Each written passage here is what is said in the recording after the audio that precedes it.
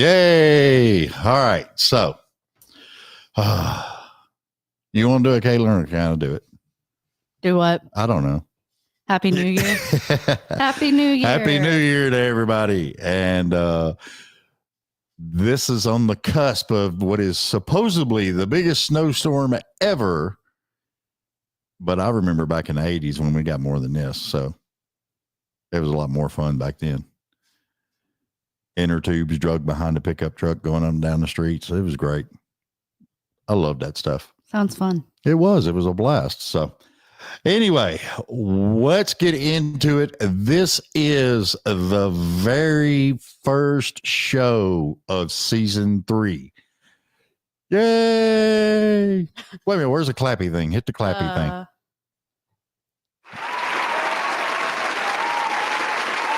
Hell yeah. I love it. You need confetti on the screen. We'll look into that. Nothing like confetti on the screen. That would be cool. That's the only thing that got on my nerves. Everybody sending me the New Year's text. And as soon as you open it, it's the fireworks and all that stuff. Yeah. I was like, dude, just get over it, man. It was crazy. But anyway, everybody, I want to thank all the guests of 2024. They were awesome. I want to thank everybody that's watched the show because of my little bit of a craziness. We're still here. We're still rocking it out. And hopefully we're going to keep on because we got a lot of exciting things coming up here in the next couple of months. And I'm excited. Caitlin's excited. Julie's excited. My PR girl, Michelle, she's excited. And you already got a comment. I got a comment. Be cool or be podcast out. Said, hey. What's up? Be cool or be podcast out, whatever that is. I'm not sure what that is. Is that a podcast? I don't know what that is. I'll look it up later. I have no clue. We'll look it up later. It'll be cool. So anyway, this is live. We're on Facebook Live. We are on YouTube Live right now. If you make a comment, it will pop up and Miss Caitlin will more than happily read it off as long as it's not a lot of cuss words and stuff. So, we're trying to be better this year. Yeah. Okay. It's nothing but fun. Oh, all right. Everybody get ready for the snowstorm. Don't bother going to the store because the milk and the eggs is already gone and the bread is pretty much gone. Yep. I don't know what people are making with eggs and bread and milk. That's the key thing you got to get. I don't understand it. Want to give a shout out to Purity Dairy, one of our sponsors. They have been very good to us, and we really do appreciate them.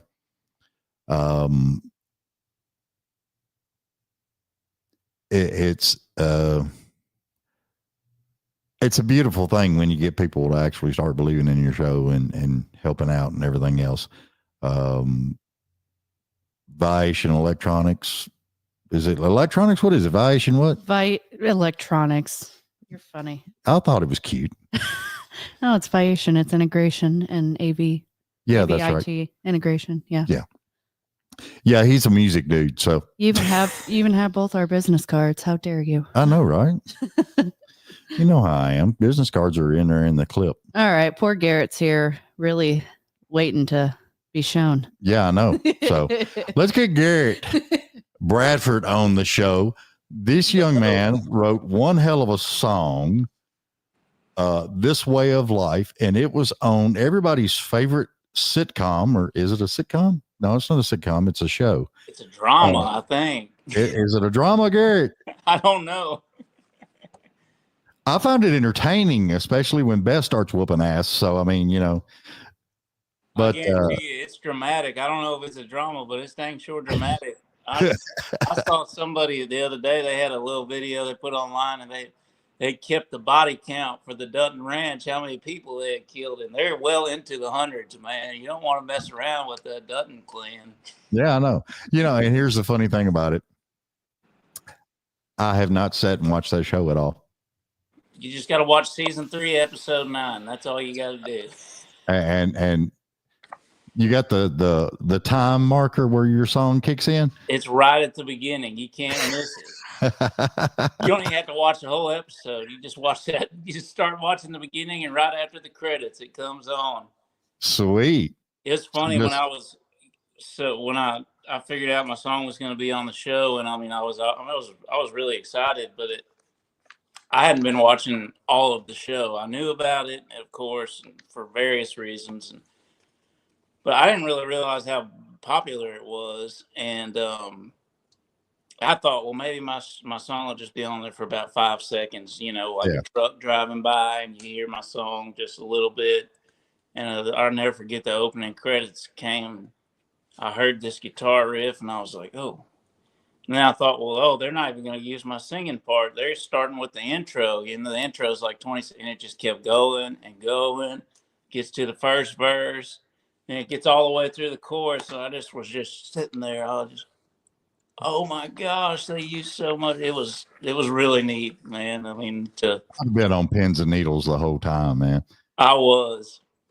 The way it happened, so I met Taylor Sheridan. So I'm from Weatherford, Texas. Right. And that's where I'm at now in this snow apocalypse that y'all are about to get. It's not quite as dramatic here as it's going to be there. Yeah. But I met Taylor I did tree work down here for years, cutting down trees and stuff. And I grew up on where I'm at right now, where I stay when I'm home. We've got a ranch here in Weatherford, and it's about 5 miles from the property Taylor bought. Yeah. And I started doing some work for him and doing some tree work, and I had no idea what he did and I'd never even seen the show at that point. It was during season 1, and he invited me to dinner one night, and I said, well, what exactly do you do, Taylor? And he said, I'm in the entertainment business. I do movies and TV shows. I got this one called Yellowstone. You've seen it, haven't you? And I thought about lying, but then I thought, well, what if he starts asking me about the show? So this all went through my head in like a split second. And I said, honestly, no, sir. I seen a commercial for it, but I haven't watched it. And he goes, I'm glad to meet one honest person, because he said, everybody tells me they watch the show. And then I know that not everybody watches the show. I know what the numbers are. Of course, this was before it was like the #1 show. It was still kind of small during season 1. We just like hit it off right after that, and ended up being a year and a half later. He asked me to write this song about the Western way of life and how it's still alive, but it's dead. That was his prompt, and that confused the hell out of me, of course. Yeah. It took me about 3 weeks, but I came up with something, and I sent him an acoustic demo, and boom, I sent it to him on Wednesday, and they used that demo on Sunday. And so it happened so fast, it was like surreal. Right place, right time. Yes, sir. Yes, sir. That's definitely the case. Well, Nothing wrong with that. That's one thing I really liked when I was reading your bio and everything. You actually grew up on a ranch. You have actually done the rodeo and bronc busting and all that stuff. So you're not like a concrete cowboy. No, sir. Call them. I'm definitely probably not that, but yeah, I grew up. My dad and my mom were neck deep in the whole Western world, and we, growing up, raised bucking bulls and bucking broncs. So I just grew up going to rodeos all the time, and I'm very blessed in that regard. I can't think of it in any way other than that, because if I'd want to be a cowboy regardless of whether I grew up on a ranch or not, and the fact that I was lucky enough to be born into this family and get to do some of the things that I've done I don't know, it's definitely nice. And I can tell, I meet a lot of people in Nashville, everybody, now that Yellowstone's came out, man, everybody started shaping their hats pretty nice, and they got their jeans starched. And oh yeah, everything. I'm here for it, man. I'm just glad we don't have the old plastic cowboy hats anymore. Everybody's looking pretty sharp nowadays. Well, I mean, it's I thought what was amazing is the emergence of hat makers. They've made so much money off of. They ought to all send Taylor a check because there ain't no telling how much money these cowboy hat companies have made off of Yellowstone, man. Holy I know. smokes. And I mean, if he charged $100 just for a logo, I mean, he'd be a multi-millionaire just off that.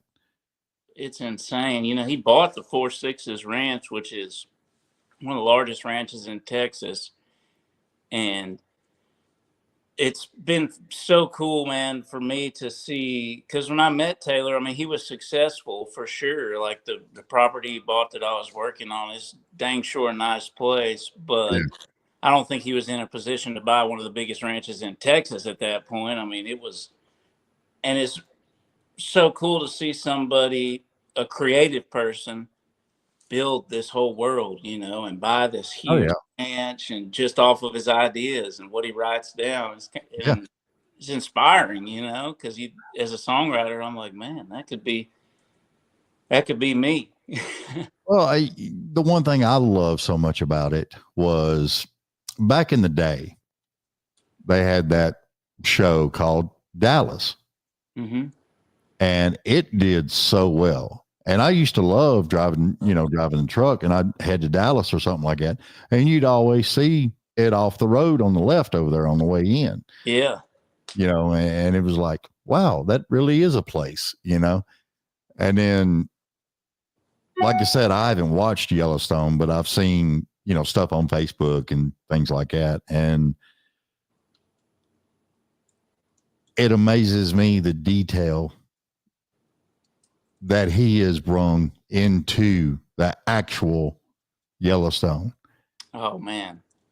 And the authenticity of it, because Dallas back in the day was just about a bunch of rich oil tycoons, you know, and they didn't get in depth on a lot of things, but I think it was way up there on the shows back in the day. It's like number 3 or number 4 or something like that.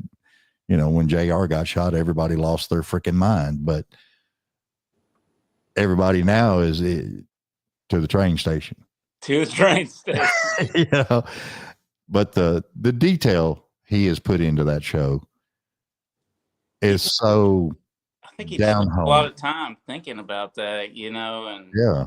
I think he understands it. He has a perspective on it that not many Hollywood guys are going to have, because he grew up in Texas and he's been around it. He's around it when he was young, and now he's immersed in it. I mean, he's moved back here, and it's what he loves, riding horses, and he's got cows and ranching and stuff like that. And it's been incredible for like every aspect of the Western world or the horse industry, whether it's rodeo or whether it's even here. They call this the cutting horse capital of the world. And you'll see on Yellowstone, they've got a few scenes of them, but cutting horses is an event, and they're quarter horses, and you go in the cow herd and you peel a cow off and you try to keep it from getting back to the herd, essentially. And it's like been a pretty small niche community. I mean, there's a lot of people who do it, but overall, you know, compared to other sports, it's nothing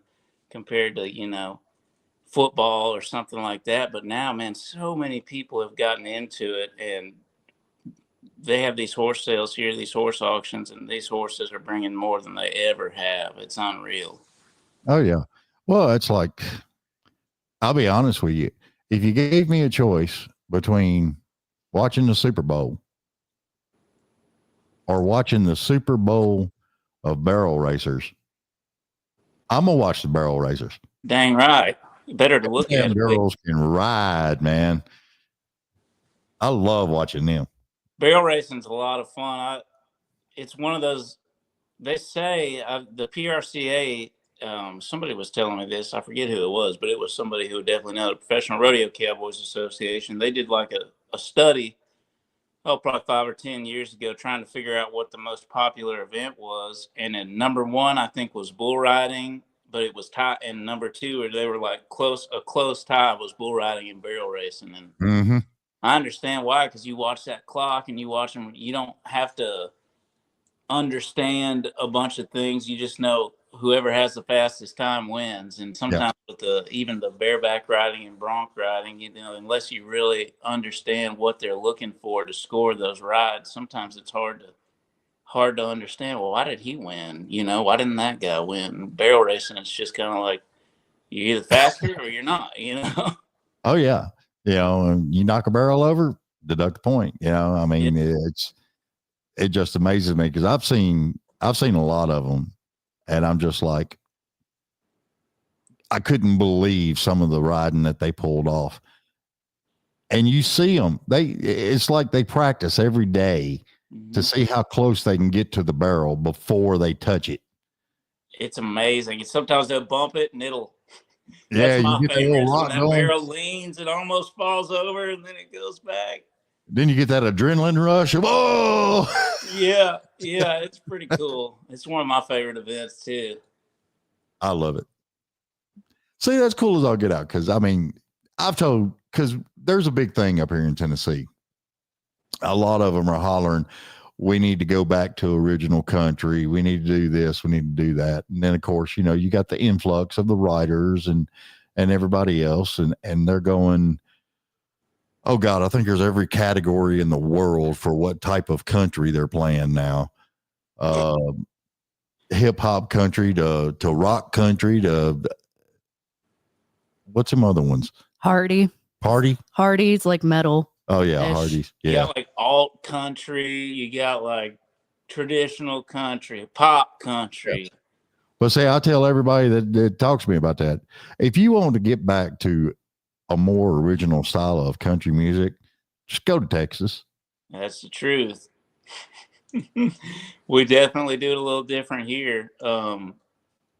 It's been interesting too, coming from this world, because I just started going up to Nashville a couple of years ago, and I've really enjoyed it. I didn't know what to expect.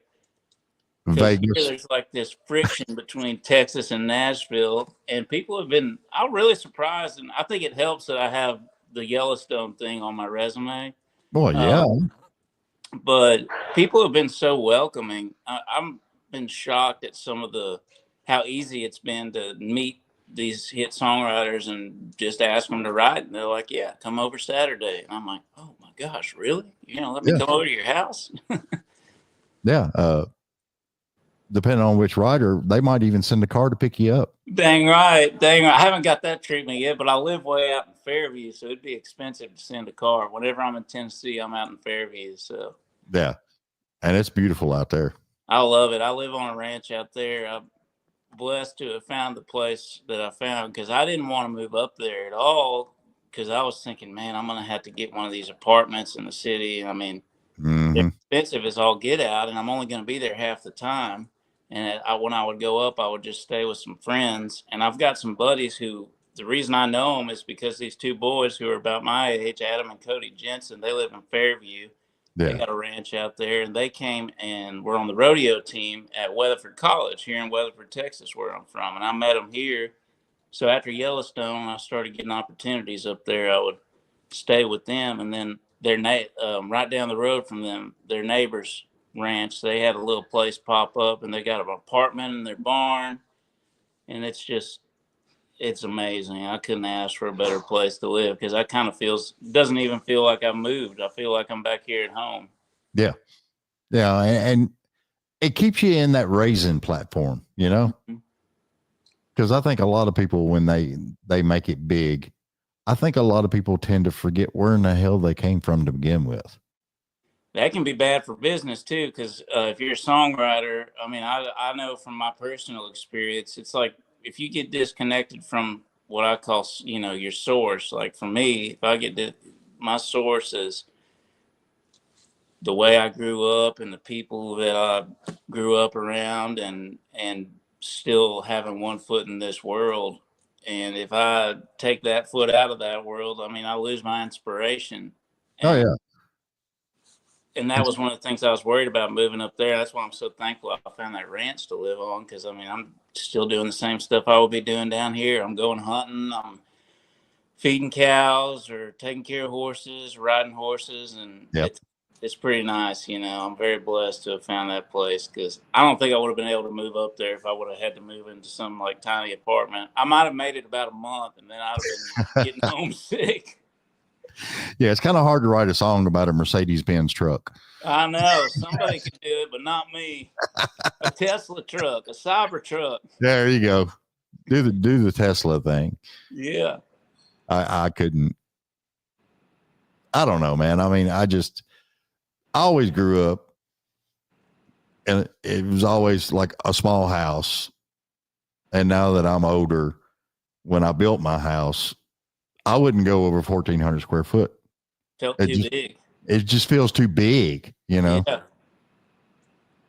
And I don't feel like home. I always think about those horror movies. You know, if your house gets too big, I start getting nervous that somebody might be hiding out in one of them other rooms. You never know.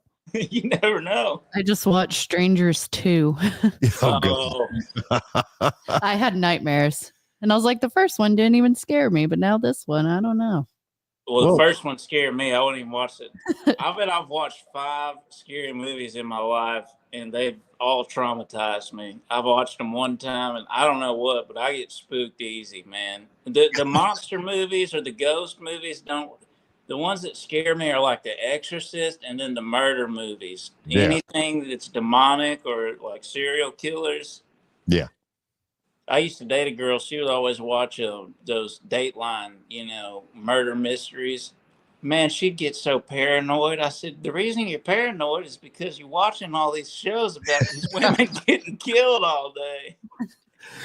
Yeah, that's enough to put a damper in your stride. Yeah, that make you look over your shoulder everywhere you go. Man, I couldn't do it. I'm not a big horror movie fan. I just don't care for gore. Like Terrifier, people are so obsessed with, and it's just gross.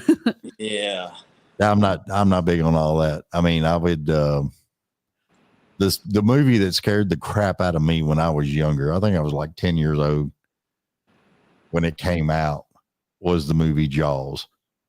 Oh, that's scary. And we went, Mom and Dad, they always went on vacation, Panama City Beach. Yeah, that year I didn't even step on the beach. I'll stay in the pool. I'm good. We've got a pond. Matter of fact, it's literally right off this way, but there's just a little stock pond on our place, maybe like 1/4 acre, 1/2 acre. But we would always swim out there when we were kids. And I remember the first time I watched Jaws, like I was probably 10 years old, and the neighbor boy, his name's Tate, and we'd always meet up out there and go swimming. And I think he might have watched the show with me, or I had told him I'd watched it, and he was like 4 or 5 years older than me. And I remember we jumped in there and we were treading water, and it's muddy, you know, you can't see 3 inches. And he goes, you know, great white sharks can live in fresh water. And I'm like, no, you know, man, I started thinking for like 2 years. I got scared to swim in the pond after watching Jaws. I didn't want to tell anybody. I was afraid Jaws was going to come out of there. It's about 5 feet deep too. This is a funny part. Well, you definitely don't want to watch the movie, and it's like a B movie or something, but it was called Piranha. Oh, heck no. Yeah, it was weird. Wait, wasn't that like a spinoff of Twister or something? I don't know what it was. Like the piranhas were attacking. It was weird because it was like, I think I know what you're talking about. Are you thinking about Sharknado? No, not Sharknado, but it was yeah, that's what it was. A spinoff off that. It was a big lake, and they were doing some kind of scientific study on all these piranha, and then the piranha got loose. Yeah, and they were like on land and stuff, right? No, it was only in the water. I don't know what I'm thinking of. Maybe I Where are you at? I don't know. Piranhas grew legs. That'd be scary if piranhas had legs. Caitlin's got piranha pulling up in a pickup truck. So watch out. Dang piranhas. You never know around here, man. There's that scene in Lonesome Dove, if you've ever seen that movie, where I think it's Dietz, one of the characters. I should know. My friends, if they see this, are going to harass me, because if you're from Texas, you're supposed to know everything about Lonesome Dove. But they're crossing the Brazos River in the show, or in the movie, which we live right near the Brazos River, and he gets attacked by water moccasins, just like 1,000 of them, and they just wrap him up, you know. And man, I thought about it ever since I watched that. I'm like, man, that scares the crap out of me. I did not want to go in that river. Yep. It's a mess. It can happen too. Apparently, that's a real thing. Like if they're mating or something, they all get together, and if you just so happen to fall in right there, it's a wrap. Yeah, they'll chase you. It's like deer when they get in that season of the rut, man. They'll fight a man in a heartbeat. They will. I've seen videos of guys getting. That don't look no fun at all, man. When you think about it, a big old buck deer getting you with them horns, golly. Mm-hmm. Yeah, that's why you carry a gun. That's right. That's right. That's why you got to live in Tennessee or Texas where you can carry one. You look like you were fixing to say something. What was you fixing to say? I think it's the caffeine kicking in, so I'm just like moving. Oh, okay. I have my caffeine too. I'm 2 cups of coffee in, so I'm all wound up and ready. I'm a large Dr. Pepper and a big cup of coffee in. Oh, man. Mm-hmm. Yeah. I worked out this morning, so I need the caffeine. Yeah, I drink Mountain Dew every now and then. I can't do the coffee. One thing I know, anytime I drink 2 cups of coffee like that, I'm good now at 5 o'clock. It's 5 o'clock here, but boy, about 7:30 when that stuff wears off in the wintertime, it'll be dark here. I'm going to be looking for the bed, man. Yeah, say I get up at 3 a.m. I got to be at work, the day job at 4 a.m. And I always stop at the store and I'll get me a Mountain Dew for the ride in, and I'm good. But then when I get home, if I don't have like a show or something planned, if I sat down on that couch, I'm out. It's over. I ain't even got to do nothing on the TV, man. I'm out. Well, and this time of year is tough. Like if you want to have a show or a gig, whatever you want to call it, sometimes some of my things, it feels pretentious to call them shows, when you're down at Bubba's Burger Shack. But yeah. But when I got something, from 9 to midnight, I'll wake up at 7 and I'm thinking, man, I don't know if I can make it till 9 o'clock. Well, I mean, that's like, back in the day when we was cross country driving truck, I mean, everybody I ran with, they was always wanting to stop and drink a cup of coffee or something, Mm-hmm. Well, I'll get a Mountain Dew or something, I'll hang with you for a little bit. Yeah. It just, I never did acquire the taste. For coffee? Yeah. Dang, I figured all truck drivers had to drink coffee. No. Y'all got other stuff too to help with that. That's a different podcast. Wait, I missed something. What just happened? Those truck drivers that don't drink coffee, you got to watch them. Oh, yeah. Yeah. Uh-huh. So I got to be careful or I'll have a line of trucks lying around my damn house, block me off from the world. So that's right. That's right. But yeah, that was outlaw trucking is what it was called back in the day. There's a video I found or like a documentary about these, and it was made in the 70s. Part of it's about bull haulers, and then some of them I think are like hauling produce or something like that. But it's pretty sporty, man. They really get into. Oh, yeah. I was surprised some of the stuff they were talking about for the 70s, but a lot of that stuff was legal back then. You hear the same thing from the old country artists. They get these diet pills and stuff. Of course, a lot of that stuff's regulated and illegal now. They can just get it by the bottle at the truck stop. Well, it was actually it was called Black Beauties. Black Beauties. And ephedrine. Didn't they used to have ephedrine when they sell those, or is that still a thing? You could in certain states you could buy what they used to call white crosses. And it was basically just speed. In a pill at the truck stop. Stop at the truck stop and get you some. I'm glad they made that stuff illegal before I came around. It's probably good. It's probably a wonder I'm still alive. But anyway. But yeah, back in the day, man, we used to do, it was nothing to sit in that truck and run 80, 90 miles an hour. And wide open. Just run as hard as you could and turn 800,000 miles. Before the electronic logs and all that crap they got today. And they denutted the trucks. They don't even run that fast now, will they? You can still get them, but you got to make sure that they're not cut back on the computer. Yeah. They got to be able to run wide open.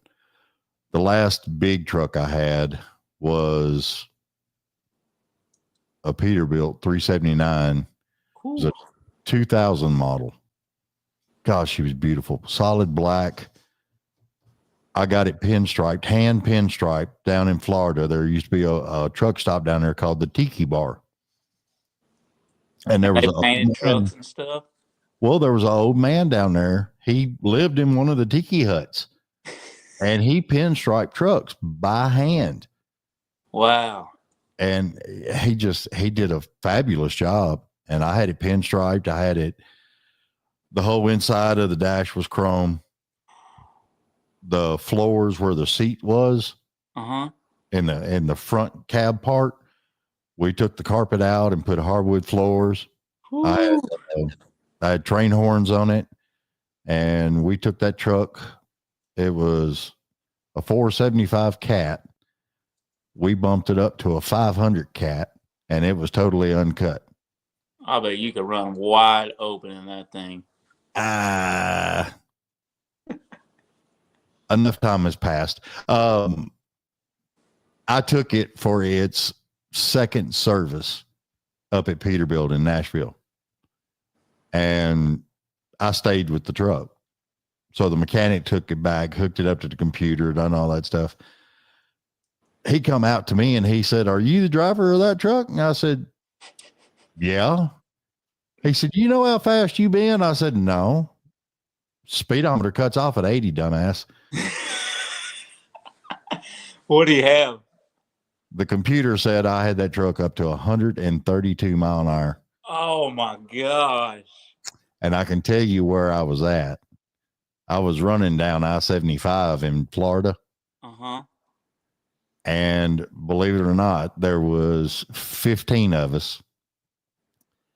And a piece of crap looking Freightliner flat top FLD started coming up.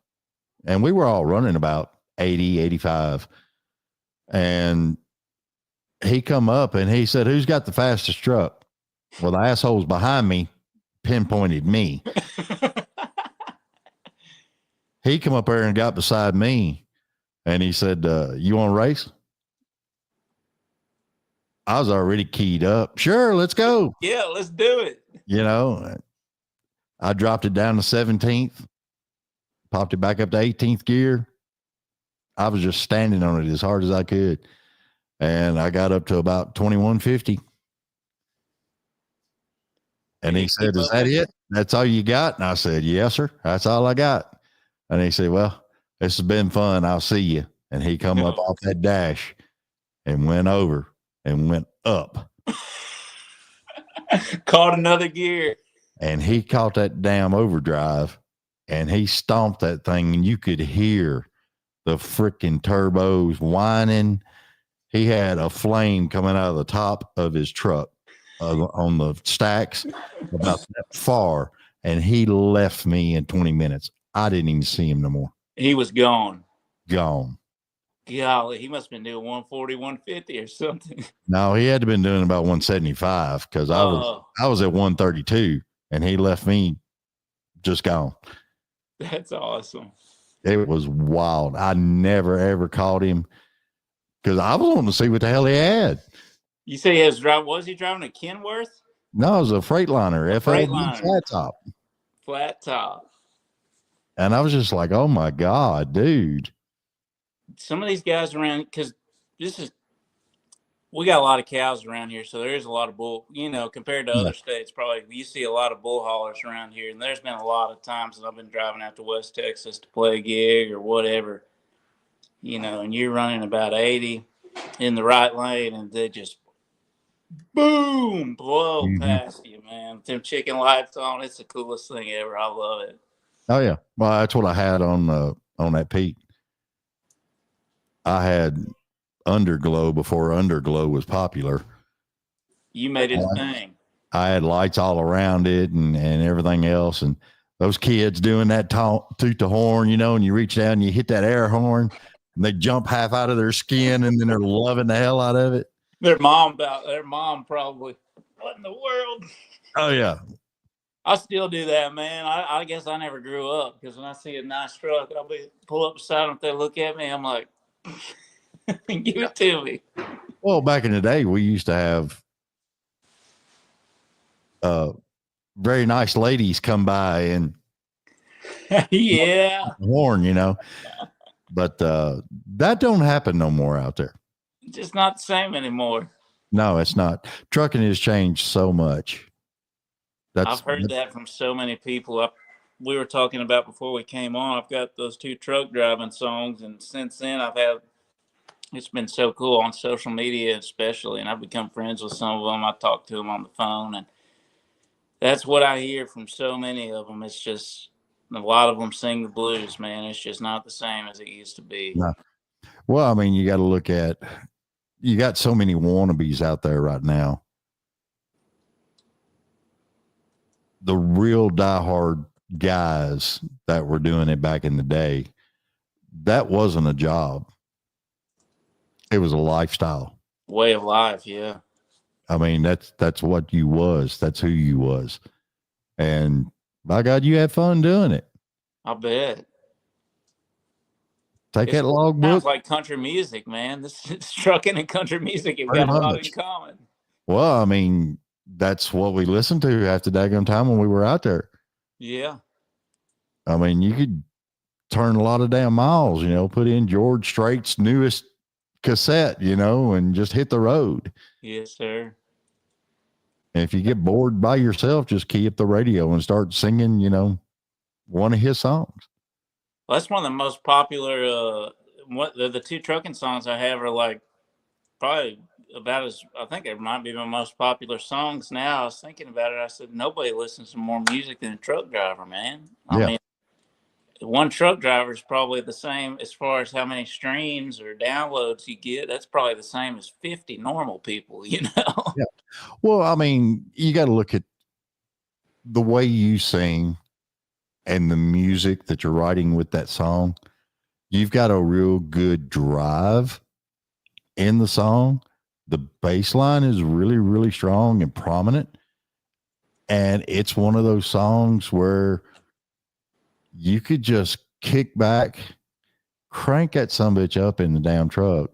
Listen to me. I'm sitting here cussing. I said we had to watch that. I know Julie's texting me right now. Yeah, figures. But you get out there on the road, you know, and it's you and that radio. Yeah.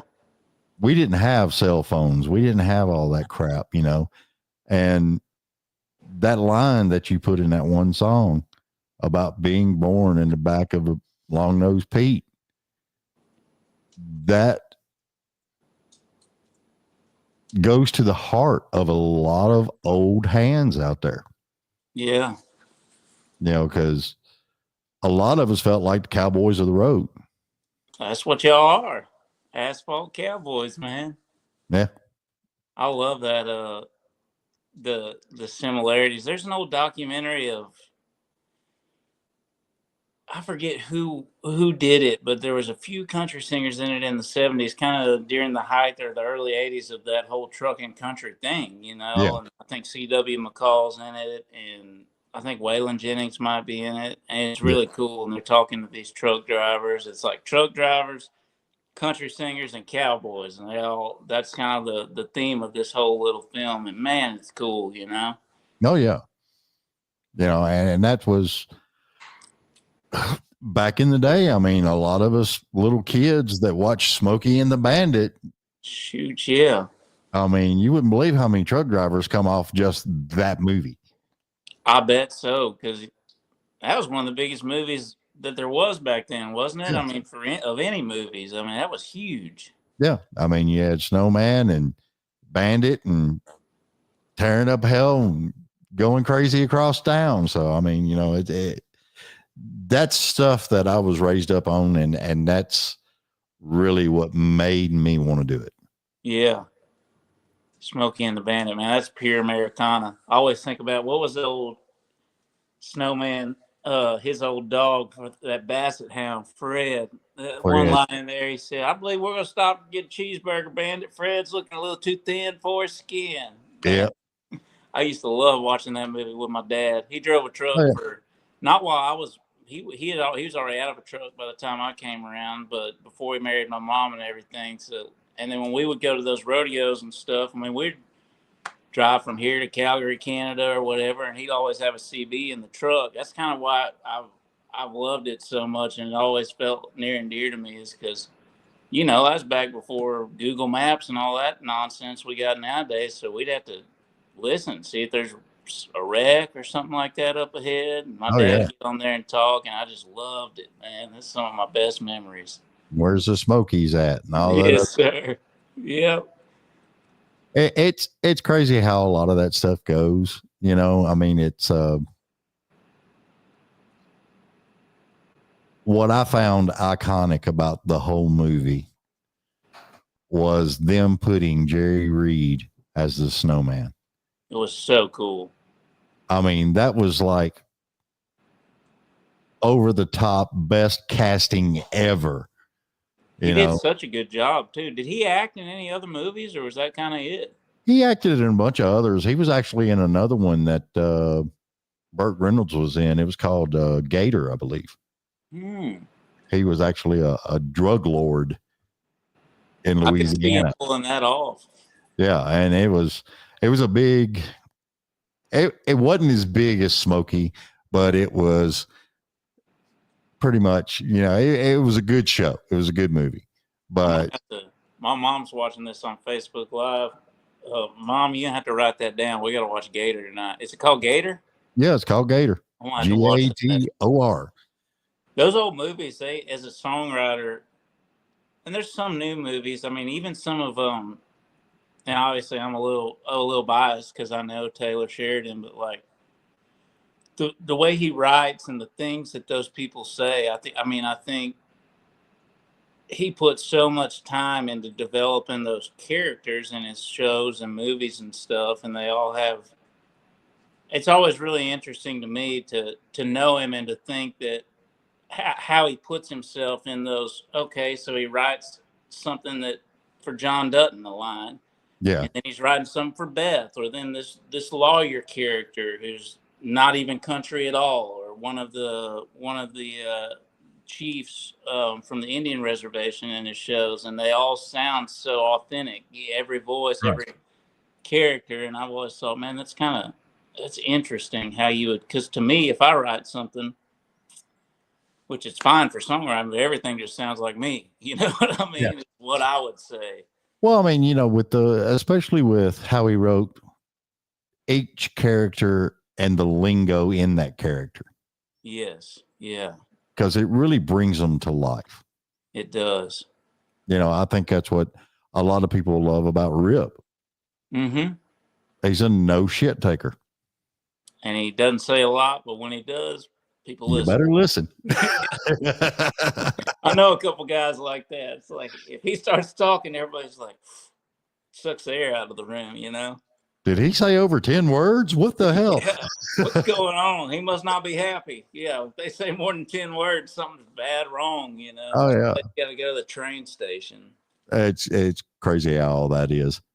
I'll tell you and I forget her name. I wish I could remember, but the actress who plays Beth, I met her, and which I was excited to meet her. I'm like, oh, it's Beth, and I was with Taylor and them, so I got to meet her, and they kind of introduced me.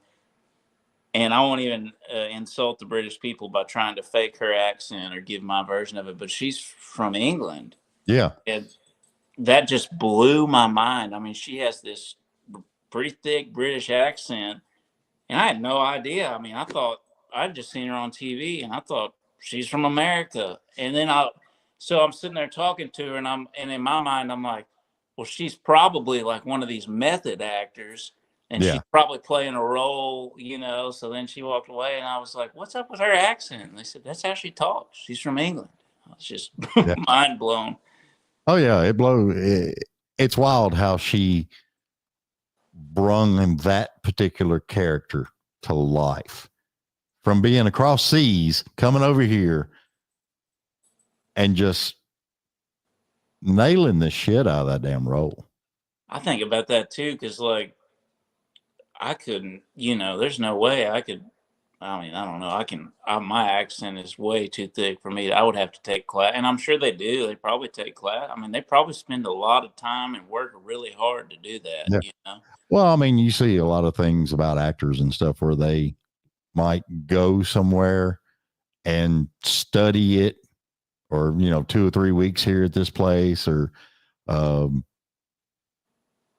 going to prisons and learning stuff from prisoners, and all kinds of stuff like that. But it's just wild how they can bring all that together and actually portray somebody. Yeah.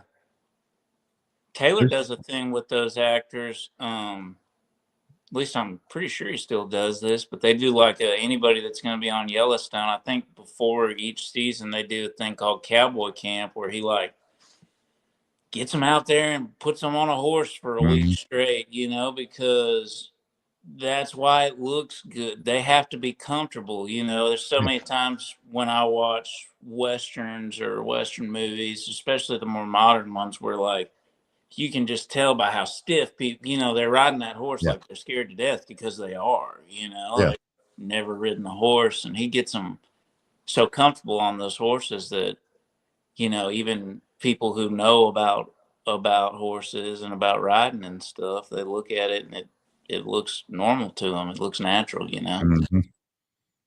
Yeah, it's. I mean, if you've never rode a horse before, and somebody put you on one, by the time you get off that horse, you probably put a load in your pants. No kidding. Heck yeah. Because I remember the first time my dad put me on a horse. I just thought it was the coolest thing in the world to be on top of this huge animal, and I'm like a little kid, Yeah. And it was just, it was wild to me, but I was full of that fascination and everything else. And I'll tell you, when you're 10 years old and you got a big old horse up underneath you and he don't want to do a damn thing you ask him to do, and then he rears up to try and get your ass off the back, yeah, you get a lot of respect real quick. Real quick.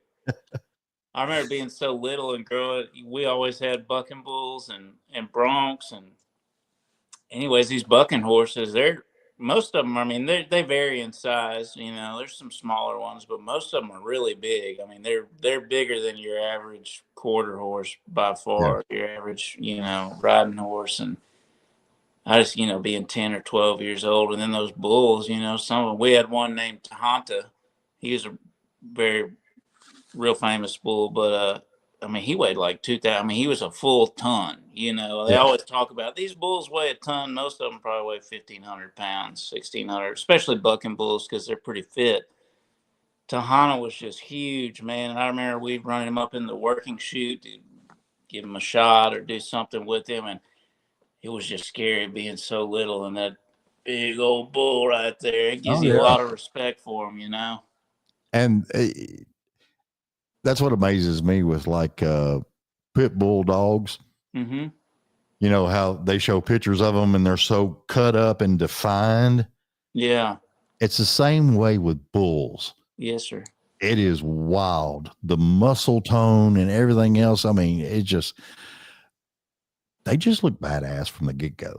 They're so athletic. And, a lot of people, you see them bucking, if you haven't been around them or whatever, and sometimes they'll try to hook the rider, once they buck him off them. But a lot of times bucking bulls out of any bulls are some of the easiest bulls to be around because they get handled all the time. And whenever they're out of the arena, they're pretty laid back. I mean, we got pictures of, there's a bull we had, Yellow Jacket. In fact, there's probably I wish I could find it. There's one hanging on the wall around here of my dad sitting there scratching him, and he's a world champion bucking bull, and he's thrown a lot of guys in the dirt and hooked a lot of bullfighters and hooked a lot of cowboys. But you get him back as soon as they get back as soon as they get out of the arena, they just, all right, where's the food at? They're just friendly as can be. Give me my treat and give me a little scratch under there. Okay, we'll be fine. They got it made. I always said if I had to be a bull, I would want to be a bucking bull, man. They just get to ride around, and when they go back home, they got a whole herd of cows just waiting on them. I mean, they got it made. Oh yeah. Yeah, it's just, man. Dude, we got to talk about your music. We're sitting here way off on a tangent. Yeah. Julie asked, what is your favorite song you wrote and why? My favorite song I wrote, probably This Way of Life, that was on Yellowstone, because it launched the professional side of my music career. I'd always been playing. I've been writing songs and playing for years and years and years, but nobody, I've told you what my family did and everything. And the idea of like being a country singer, moving to Nashville and all that stuff. Of course I thought about it, but it was just, that's not what we do. And I also love where I'm from. I didn't have a big motivation to get up and leave home and do something else. I loved how I was raised and everything. Well, as far as the music and everything, was that something you did more for just like a hobby or fun? Well, I mean, I loved it. I loved songwriting, and I got introduced to it. So there's a guy down here is like a second father to me, and my biggest mentor is a guy named Dan Roberts, and Dan wrote a lot of songs, but had a few big Garth hits, and he is very good friends with Garth, and they wrote Beaches of Cheyenne together and some of those huge hits. And they moved down here from Nashville, and I was about 10, and his wife and my mother met at a Bible study, and they had Dan and Carol had a son my age, JD, who became my best friend. And that's totally introduced me to that world. I'll never forget, we went over to his house, and I was like talking to his dad for the first time, and being a little kid, I'm like, well, what do you do for work? He said, I'm a songwriter. And I just remember sitting there and thinking, and I said, what does that mean? And he said, well, the songs you hear on the radio? And I said, yes, sir. And he said, I write those. That's my job. I just remember thinking, that's got to be the best job. That's way better than everybody else's dad's job. So he got me into it, and like we recorded an album when I was 18, and there's a scene here in Texas. So like I was playing from the time I was 17 a lot, and getting out, but that was kind of, I didn't have these ambitions of commercial success or whatever. I just thought, man, I want to play around here and play at the rodeo dances, and it's cool. The girls think it's cool, and just stay here at home and do that. And Taylor was really the kind of the lightning rod he really got me to believe in myself and my abilities when he found out I was a musician. And he's very Taylor is not the guy that's going to sugarcoat it. Yeah. He's the kind of guy that would, if you played him some songs and he thought they were terrible, he would say, man, I think those are not good songs. He would just look you dead in the eye and say, buddy, those are terrible songs. Yeah. So I was even nervous when he finally, he wanted me to come play for him, and he loved them. And it was just really cool the way he encouraged me. And when he came along in my life, it was a turning point, because to have somebody that was that successful believe in me and kind of poke me in the butt and say, man, you need to get out here and do this stuff. You need to start recording. You've got a gift. And I'll always be grateful for him for doing that. I almost get choked up thinking about it, because it just wasn't even in my mind. I don't know. I guess my world was kind of smaller, and I just thought that was off the table, or that wasn't who I was. self-conscious, imposter syndrome, that kind of thing. You know, well, Yeah. I'm not nothing special. I can't be no country singer or whatever. So I always be really grateful for him for that. I hate to break it to you, but you're a country singer. I guess I am. I always introduce myself. I don't know. I love saying this. They're like, "What do you do?" And I say, "I'm a semi-professional country singer." And people always look at me so funny. Oh yeah, they get a kick out of it. Yeah. And that's, you know, I think there's what's wild about it though is the music that you've been writing is just about as authentic as I can think of. Man, that means a lot to me. I mean, that's what I hope for, you know, because I don't think I would want to do it if it wasn't. I don't have enough motive. I don't want to just like be famous, you know. Right. And there's a lot of you're doing it for the right reasons. well, I want to represent where I come from and all that. And if I can't do it like that, then I don't want to do it. I'll always do it. I'll always be playing and writing songs and playing wherever somebody will let me set up a sound system. And it's cool because I guess in my lifetime, or like, so I'm 33. I started getting out playing gigs as my junior year in high school. I was 17, and that was in the peak of like bro country. Yeah. And at that time that's part of the reason why I never thought about it, because I would listen to what's on the radio and I'm like, well, whether it's good or bad or indifferent, it's not me. It's not what I do. They ain't going to want to hear any of these songs. And it's cool that it's come back around and now everybody wants to be a cowboy. Everybody wants to, you know, talk about growing up on a ranch and all that and the other. Sometimes these biographies on these artists crack me up, especially the ones I know. Then I get on their website and I'm like, oh, that's interesting. Yeah. Well, it's, you know, like the 2 trucking songs you wrote. I was really surprised. Jason Aldean wrote a song and it was called This I Gotta See. And if you listen to it, it puts you in the mind of a truck driver. Yeah. And he's just dying to get home because he wants to see that beautiful woman sitting on the front porch in his sweatshirt and her bare feet. Mm-hmm.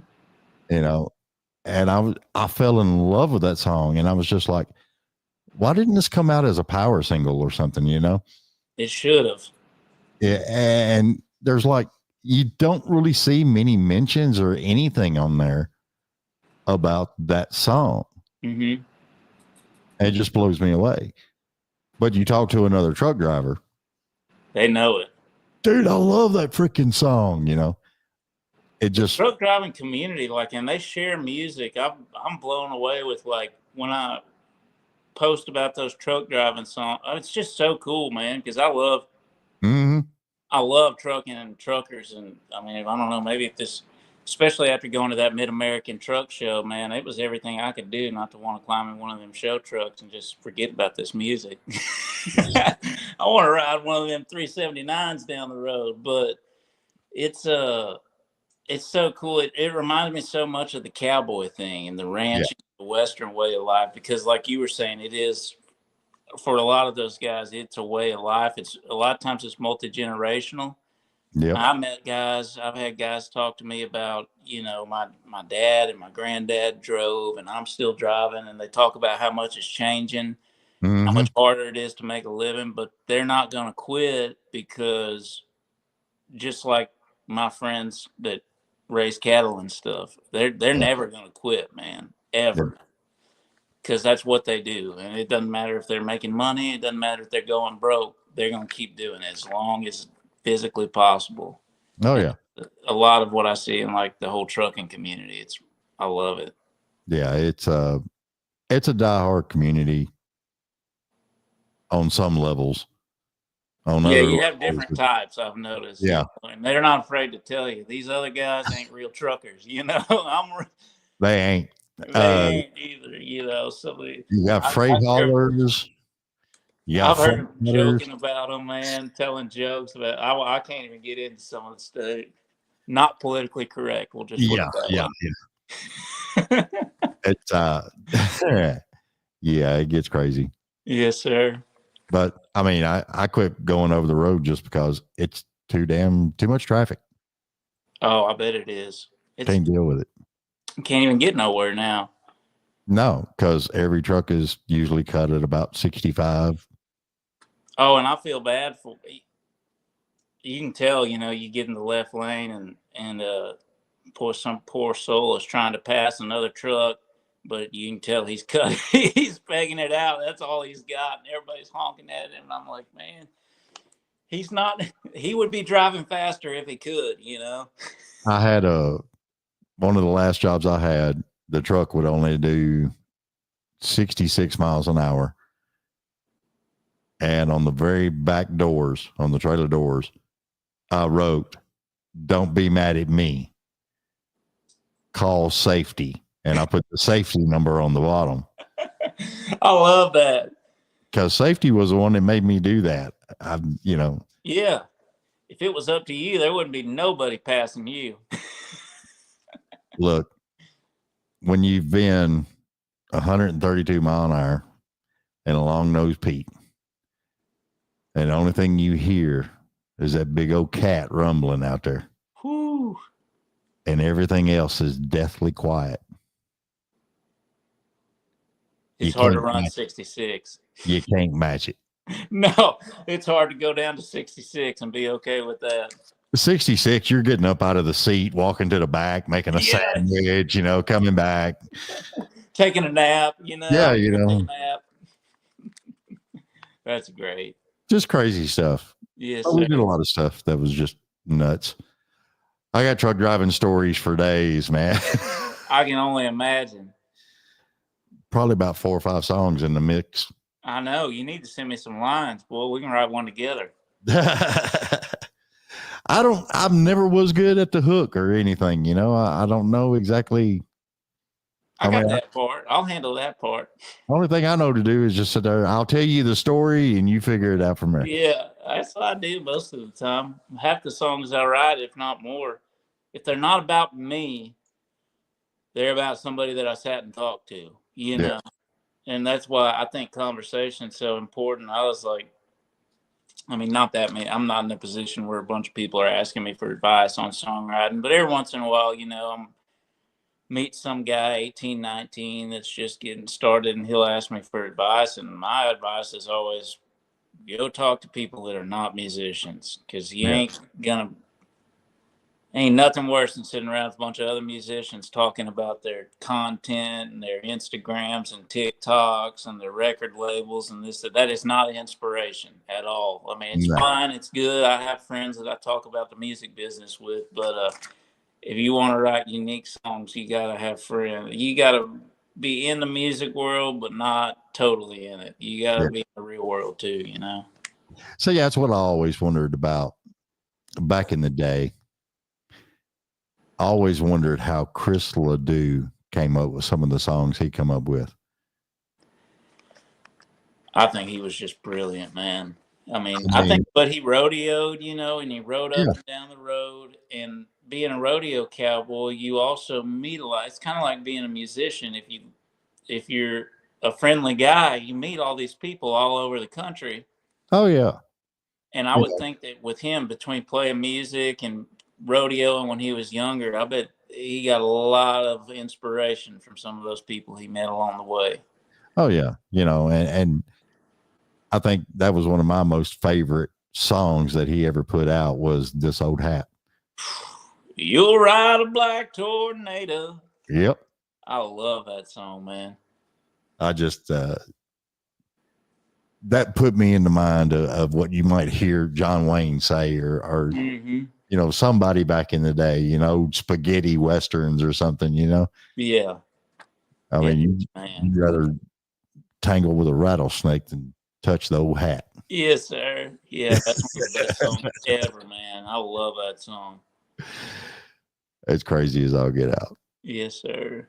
I love the fact you're up here in Nashville now. So once I get the studio down in Nashville, we're going to have to get you in the studio. Man, I want to get together. We need to get together. We need to go out and get lunch sometime too or something. I'd love to. I'll be here through January, but I'll be back up in Nashville in February. We're doing I'm helping produce a show at CMA Fest too. We're calling it Turn It Up Texas, and it's going to be all Texas artists at the CMA, which I'm thrilled to be a part of it. Christy over at Aristo Media is the one that I'm teaming up with to do this. She's the brains behind the operation, but like that's kind of been one of my goals going up there, is to try to build that pathway to what little extent that I can for these guys that are here in Texas to be able to come up there in Nashville and play and get some exposure, because we got some great artists that,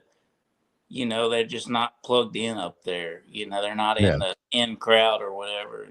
Right. I'm really excited about this deal because it's going to be 3 days straight of nothing but Texas guys. That'll be awesome. It's going to be at Chiefs down there too, which is like a really good venue. I mean, I think that's prime location for CMA Fest, ground zero. Well, if you're going to do anything Texas, Chiefs would be about it. Yes, sir. That's what I'm talking about. And we'll actually be at CMA Fest this year doing interviews again. So, we'll have to hang out while we're there. Yeah. Like I said, everything goes good. We'll grab one. You got my damn number? Yes, sir. We'll get in touch. Give me a holler and we'll get together, and ain't no telling what in the hell we're liable to come up with. Ain't no telling. A couple of truck driving songs from the sounds of it.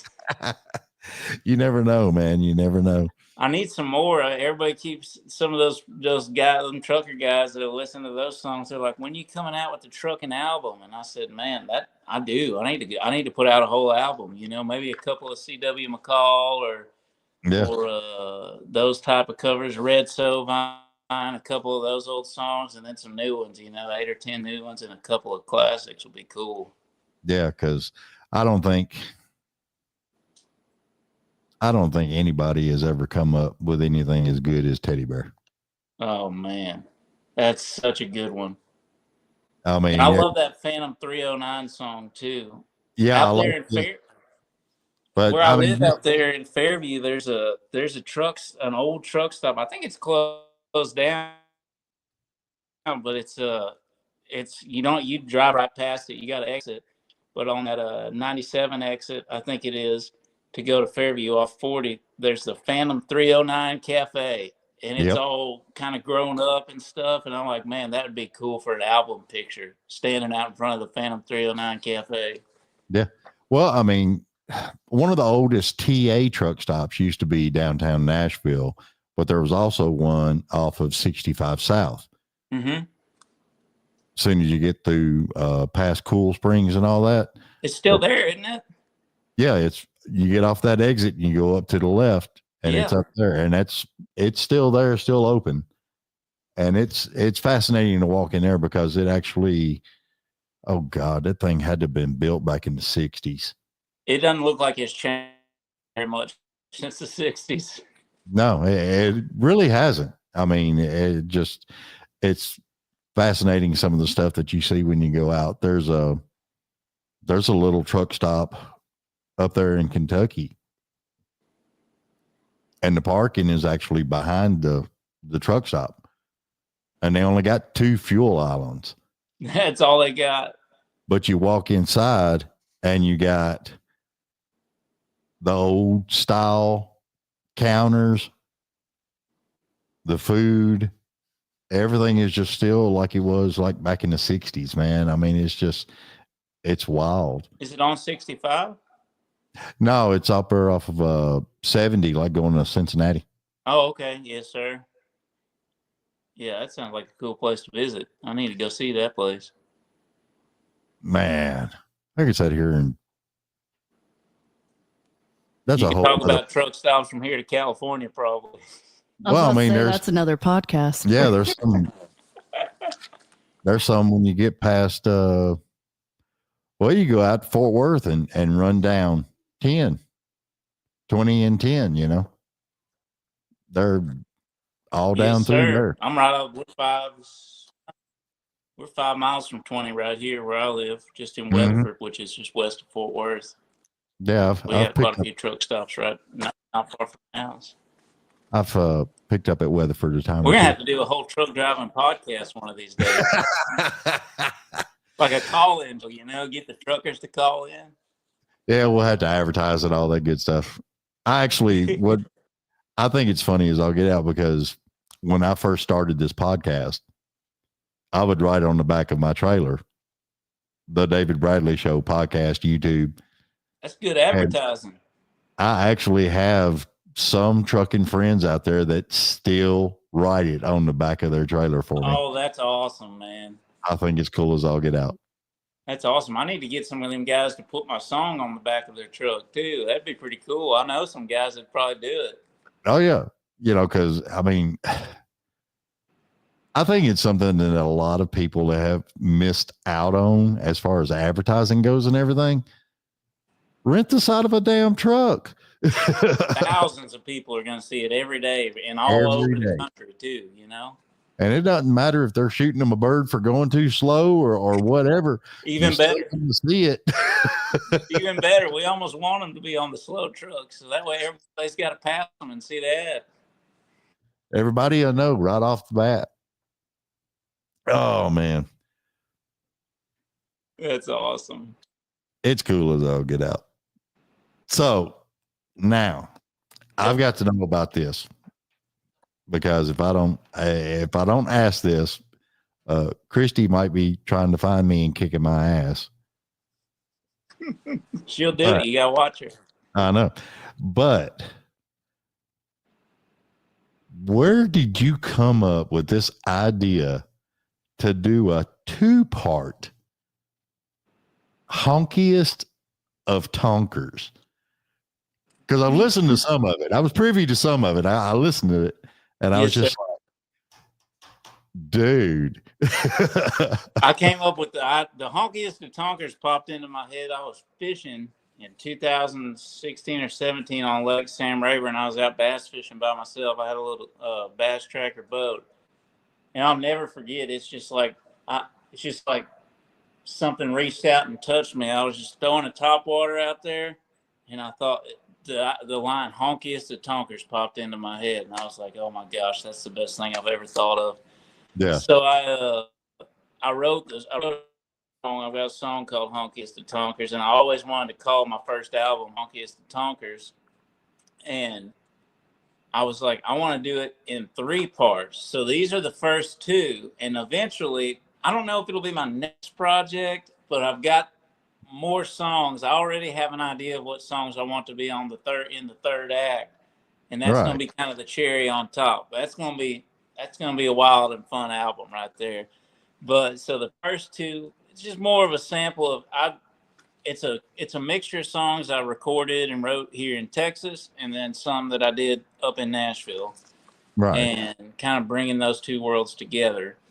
And I thought about doing them all on one album, which would have been, I think there's 9 on one and 8 on the other. So that would have been like 17. But that's almost too much. I was thinking, when I see an album with 17 or 20 songs, that almost just gives me a headache. So I thought, you know what, I'll segment it. I'll do part 1. I think there's one of them's got 8 songs and one of them's got 9.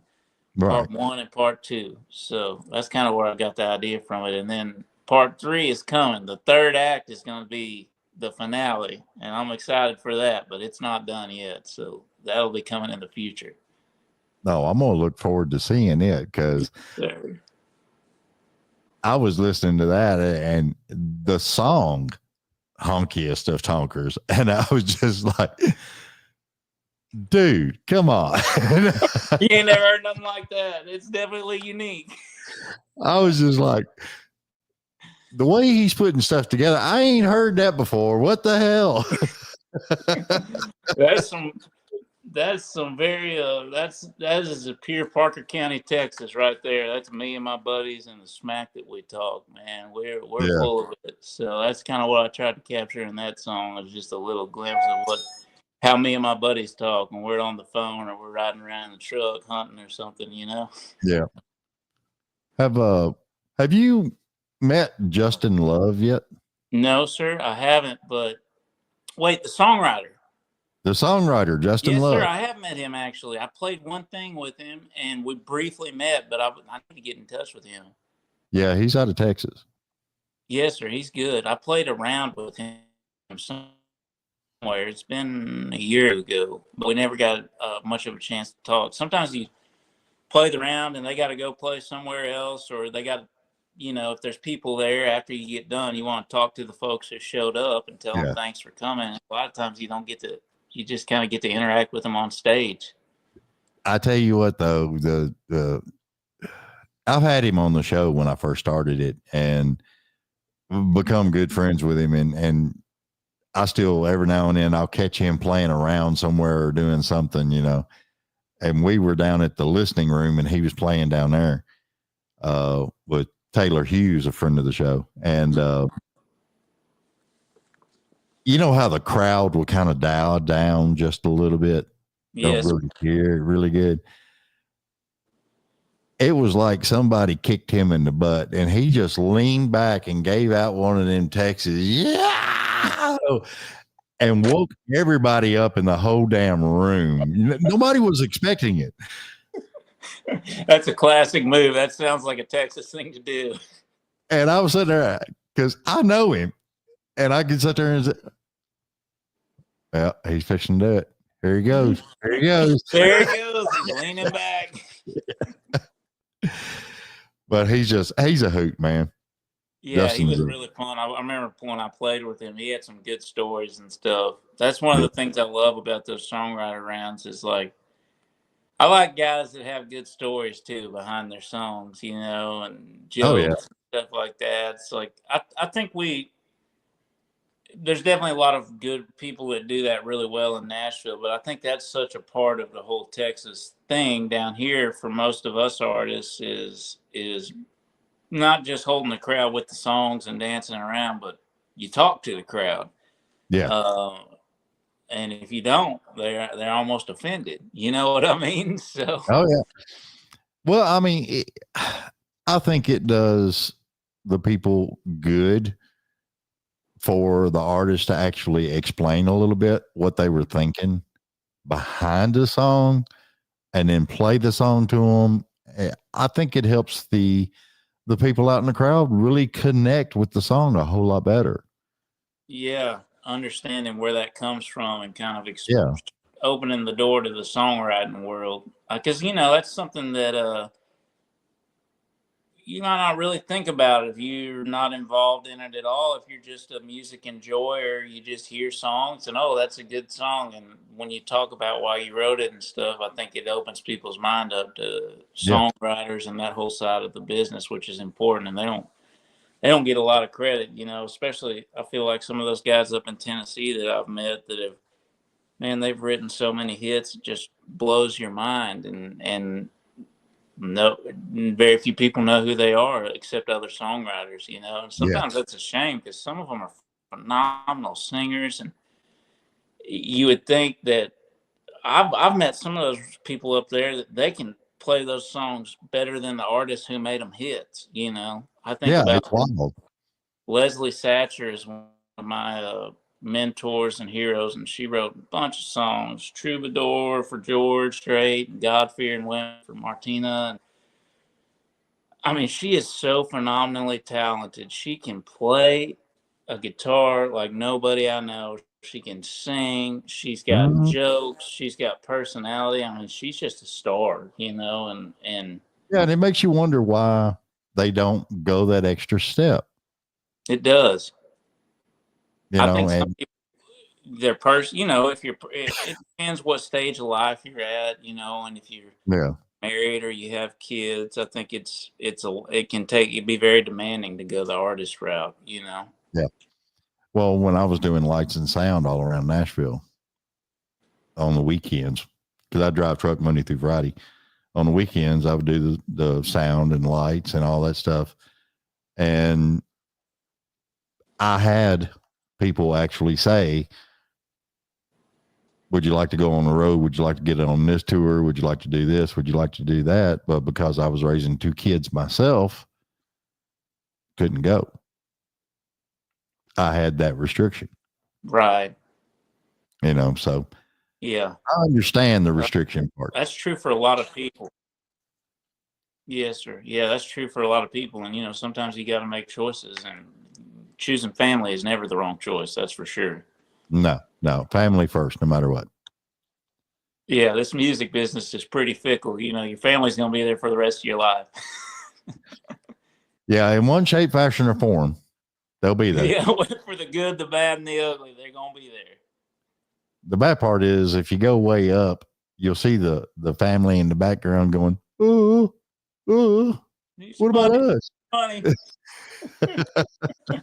Hey, I hope one of these days I'm able to help them out, man. My family's been so good to me. I'm very blessed in that regard. I mean, they've always supported me, and even, you know, I don't come from a big musical family background. Yeah. And a lot of people, you know, their parents or relatives look at them crazy when they try to do what I'm doing. And man, my family's just been always totally behind me, never questioned me, never pulled me to the side and said, "Hey, Garrett, do you think maybe you should, you know, slow down on this music stuff?" And they've never done that. And that I'm very thankful for that, because it's tough enough to keep motivation to keep doing this. There's a lot of ups and downs, and it dang sure don't help if the people back home are questioning you do, you know? Well, I mean, that, and a lot of people have distractions too while they're growing up. Yeah. Especially, you know, you get around 16 to 19, you got the whole fascination with the fair girls, you know, and everybody got to try a shot of bourbon at some age. At some point. So I think everybody goes through a little bit of a wild streak, feeling their roots. Yep. Knowing who they are. Yeah, it takes some time to grow into your boots, as my buddy would say. Got to grow into your boots. Oh, yeah. You know, and yeah, it's crazy stuff that people have to go through. Everybody goes through a little bit of wildness, and you finally get grounded. And I'm just thankful that you found a niche, because I'm really digging your music, dude. I mean, it's just, thank you. I love that down home Texas sound. I do. I appreciate that. It's near and dear to my heart, and that's why I'm excited about this record, because I think it's a good representation of that, you know, and it's also something that the people that folks who aren't from Texas like, you know. It's not obscure. Yeah. You know, sometimes you can get too far down the rabbit hole, and I've been guilty of it myself sometimes, where it's like not even commercially viable. You start making music, it's very authentic, but people don't even get what you're talking about. I'm happy with this group of songs. I think it's just a pretty good cross section of what I'm about, you know, as an artist and just as a guy, as Garrett, you know. Yeah. So that's awesome. I love that. And then now the first part of this 2-part is dropping February 21st. Yes, sir. I wrote down all the dates here, because Christy's got to crack the whip on me, because I can barely even figure out what day it is most of the time. But February 21st, and then the single we've got singles coming out before that. So like January 17th, my first single, and then a couple weeks later on January 31st, I got a song, "Do You," coming out, which I love both of those songs. I'm excited about it, and they'll come out before the record, and then the first part of the record will come out, and then the same thing on that the part 2 will have 2 singles. One comes out March 21st, one comes out April 4th, and then the second part of the record comes out April 11th. So we'll be dropping a a lot of music between January 17th and April 11th. And I'm already working on my next project now. I've been yesterday and the day before, I was down here in Texas in the studio doing some songs that might be on that part 3. So I'm hoping by this fall, I already have part 3 out. I got a lot of songs. I'm trying to get them out there. That's one of my goals is like quit overthinking it and just put them out there, because if people can't go listen to them, nothing's going to happen, you know? Exactly. Well, I mean, the one thing I hate on a lot of artists is the powers that be will have them drop one single every 6 weeks or so or something like that. And I'm just like, I'm that guy that used to go to the record store waiting for that album to drop. Yes, sir. And seeing them stack it in the shelves, you know, and flipping through it and pulling it out and getting the first print was a big thing for me back in the day. Well, albums is like a whole, because up till now, I put out one EP that was just like 3 or 4 songs, I think, in 2020. And then I put out a lot of singles, and that's, especially for like an up and coming independent artist, there's like a lot of benefits to that with the way streaming works and stuff nowadays. And I finally gotten to a point though where I'm like, when you're just releasing a single, it's going to show up in a playlist or going to come across somebody's, you know, feed or whatever. And they might like that one song and resonate with them. It's not enough to show them like who you are. And that, I think, you know, this be my one thing I'm noticing, even just from the early feedback, is we've sent it out to folks like you and stuff. It's like, it makes more impression on who I am and what I'm about. In a single, it's, yeah, I mean, you like it or you don't, but you can't tell that much about somebody just from one song, you know? No, you can't. But and 18 you know, or 19 songs, you're like, okay, I think I get an idea of what this guy's about, and you can decide whether you like it or whether you don't like it, but at least you can figure that out, you know? Oh yeah. It gives you more of an opportunity to connect, I think. I think you're right, sir. And then you can put out some more off the beaten path on a record. You know, you might have 3, 4, 5, 6 songs that are more, you know, commercial, if that's the word, or have a broader appeal. But then you can do some more niche things, you know, the B-sides, as they used to call them, that show your personality. And to me, those are some of my favorite songs. Like a lot of times, you know, I love Merle Haggard, I love Waylon Jennings, but a lot of times, or George Strait, but a lot of my favorite songs of theirs are not the ones that were the big radio hits. It's the B-side stuff. Oh yeah. Because that's where they really win you over, you know?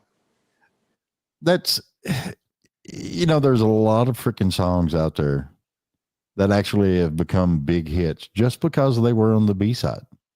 Yeah. You know, nobody, the powers that be up top, you know, they're just like, oh no, put it on the B-side, you know. And the record comes out and everybody calls the radio station, play that B-side song. Yeah. You know, I've heard a lot of stories and like I love to watch. I do this so much. I watch old interviews because I listen to pretty much nothing but classic country, and I'd love to go listen to the interviews with whoever, you know, Waylon or Conway Twitty or Fair and Young, or even some real old stuff, you know, and you hear that a lot, you know. This song, it seems like half the time, well, the record company didn't like this song, but we put it out on the B-side. Yeah, we put it out anyway. I will say, you know, I'm in no position to tell the record labels how to run their business. I'm just a little old boy from Texas, but I think sometimes they miss the forest for the trees. Yeah. And then there's sometimes they're just on a wild ass bronc running through the woods and get raked off on a tree. There's a lot of times that's happening. I've known guys that, you know, that people I know, I'm not, of course, not going to mention their names, but especially since moving to Nashville, that are so talented. I mean, and I know these people, and I've written with them, and I know how good they are. and they get signed to a record deal and they're so excited about it. And then I hear their album and I'm like, how did they take you and make it sound like this? You know, this is not even they try to make them fit into a mold or a box sometimes. And I think that's to their detriment sometimes, you know, and then when it doesn't work, they blame the artist and they drop them, you know? Well, I mean, that's, there's a lot of that I call cookie cutter. Yep. Some people that don't actually know a damn thing trying to tell you how to be, it just don't wash.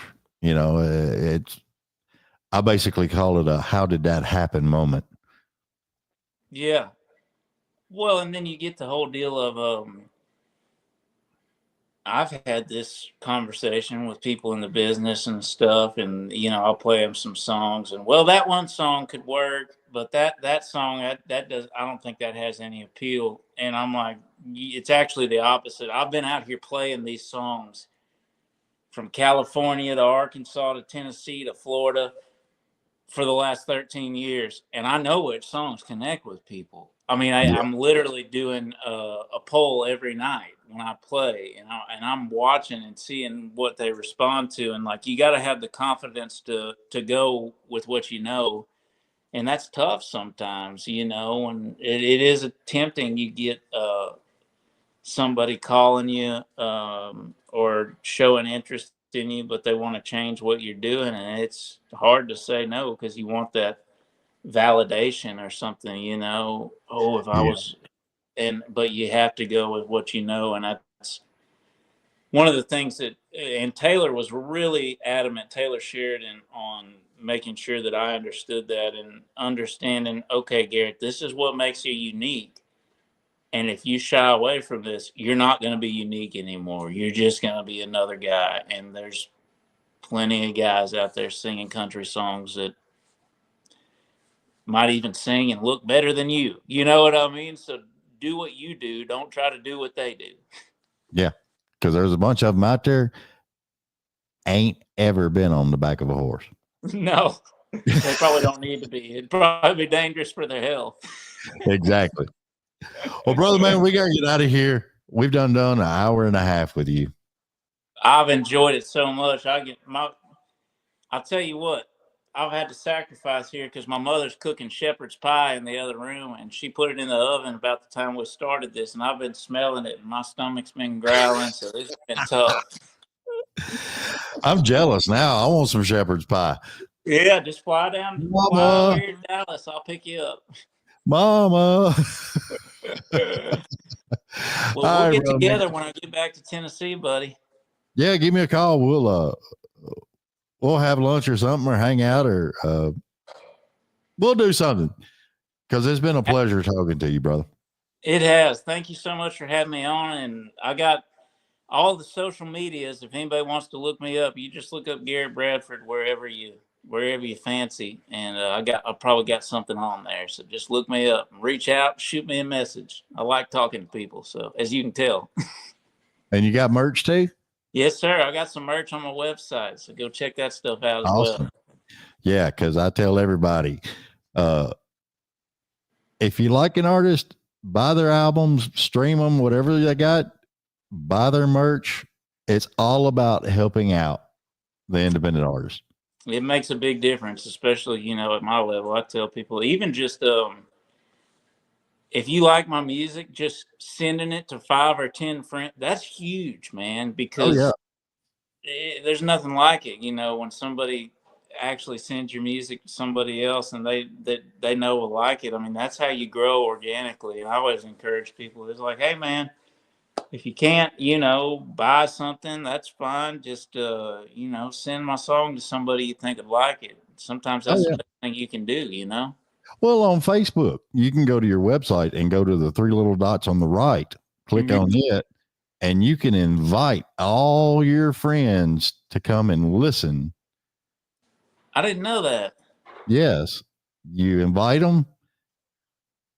They'll come to, actually, I'll do it later when we get off. I'll do that for you on yours. I'll go to your website. I'll do the 3 dot thing, click on it, and I'll invite all my friends to come and listen to Mr. Garrett Bradford.